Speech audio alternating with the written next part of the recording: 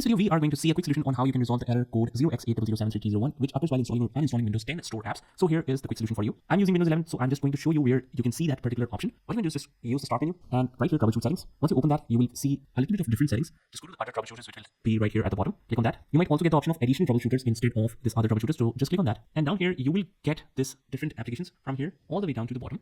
You will get Windows Store apps, the title of Windows Store apps, which will be shown just like this. Click on that, and once you click on that, you will see this run troubleshooter kind of icon. Just click on run, and what this will do is this will show you this window detecting problems. It might take some time, and after that, it will automatically resolve your issue or give you a couple of commands which you have to follow, and this will be resolved. Now, once you've done that, close out of here, and after that, what else we can do is just open up the start menu, and we need to right here see MD. Right click, run as administrator. Click yes. If it asks, do you want to allow this app to make changes to your device? Click yes. And I'll just zoom it a little bit so that you can see everything clearly on the screen. You just have to write here SFC space /scan now. Scan now should be one word without any space, so you have to write in exactly the same way. Hit enter, and it will begin the system scan. This process will take some time. Begin verification phase of the system scan. So verification is started. It is completed 3%, and we just have to wait until it completes it fully.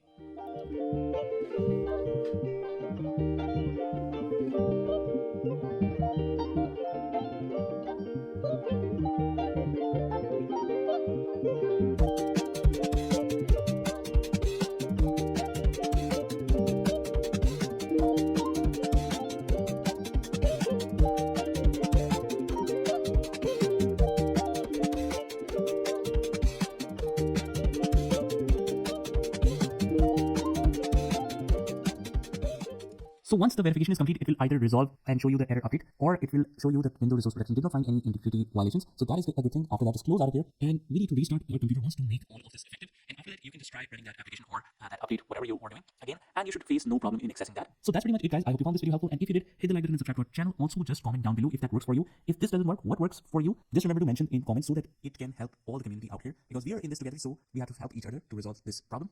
And with this said, this is Saad signing off from today's video. Take care.